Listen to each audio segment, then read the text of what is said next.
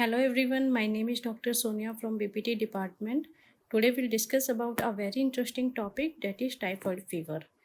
Typhoid fever, as we all know, that it is a systemic infection that is caused by a Salmonella enterica serotype typhi S typhi.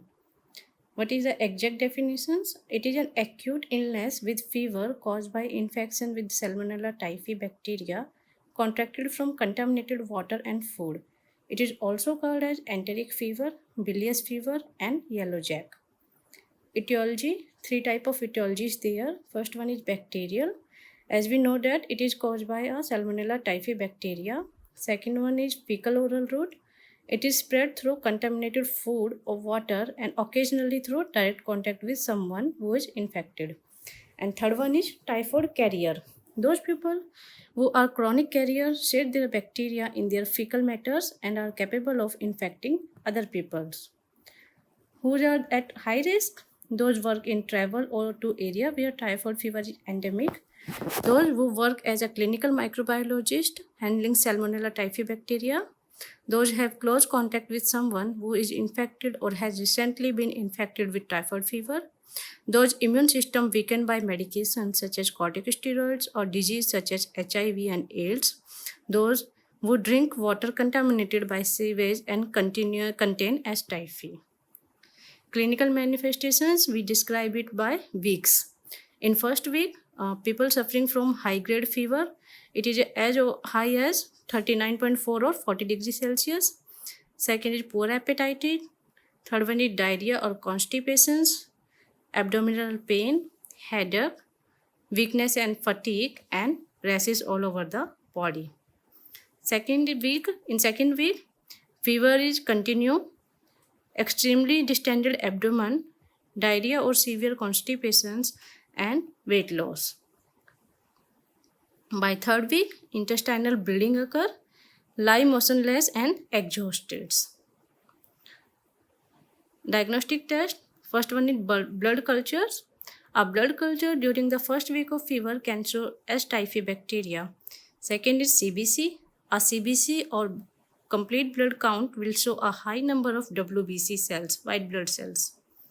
Third one is stool culture. A stool culture may be positive for S. typhi several days after ingestion of bacteria. Fourth one is Vidal test. It is a most important test in which bacteria causing typhoid fever are mixed with serum containing specific antibodies obtained from an infected individuals. Next protocol is treatment. We give our drugs like quinolone. It is an antibiotic. This medication is used to treat a variety of bacterial infections. Route, oral. Dosage in adults 500 mg orally every 12 hours for 10 days. Side effect like nausea, vomiting, dizziness, blurred vision, feeling nervous, and sleep problems. Second medicine is cephalosporin. It is also an antibiotic. It works by fighting bacteria in body. Route, intravenous.